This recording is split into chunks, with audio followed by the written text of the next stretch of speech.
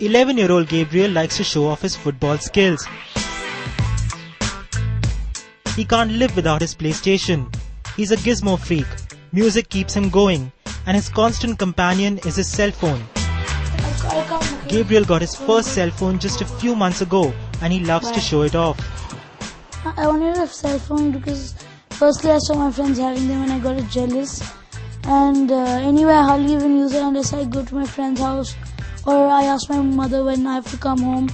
So basically, I only use it on, needs. He did ask for it, and at the beginning we were not for it, truthfully.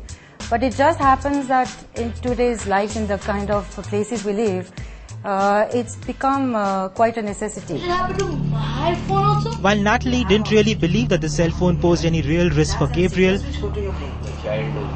my interaction with ENT specialist Dr. Ajay Swaroop made me think otherwise. This is the skull bone, and this is the area which is in contact with the cell phone directly.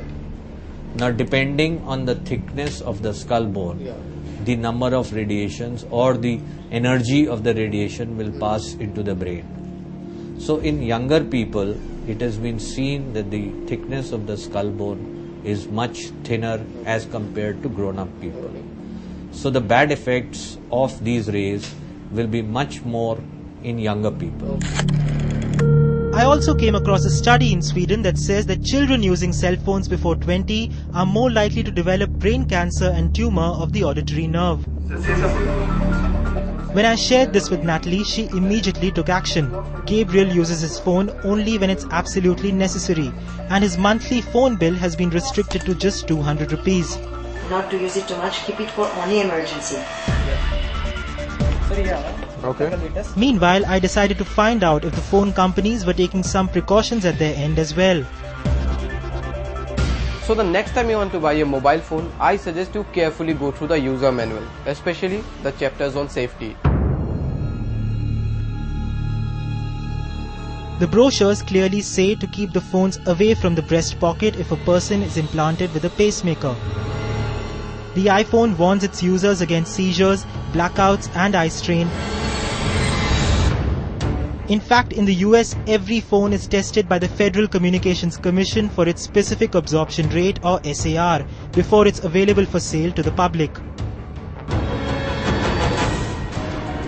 The SAR represents the rate at which radiations are absorbed by the human body. According to the Time magazine, the biggest culprit in terms of radiation is the BlackBerry, the must-have accessory for any successful person. The cell phone emits electromagnetic radiation which is transferred to the cell phone towers, so they must pose a bigger risk than the mobile phone itself. Urmi has been able to get some answers from Professor Girish. As I move away here, you can see that Professor Girish Kumar's meter clearly indicates that as we get closer to the cell phone towers, the radiation levels increase exponentially. He tells me that radiation exposure up to minus 30 dB a day is the safety limit for us. But the meter reads minus 12 or minus 10, even as I stand almost 50 meters away from the towers. Specifically for people who are living close to the cell tower, it's the whole body which is absorbing microwave radiation. Unlike a cell phone where only the brain is getting affected or the upper body. Professor Girish Kumar's findings have left me shaken. But I need to see the consequences of this claim. I'm here to meet Mrs. Vijaya Bhatt, who's suffering from brain aneurysm, and she claims that the cell phone tower above her house is the culprit. These drawn curtains and dusty windows narrate Vijaya's story.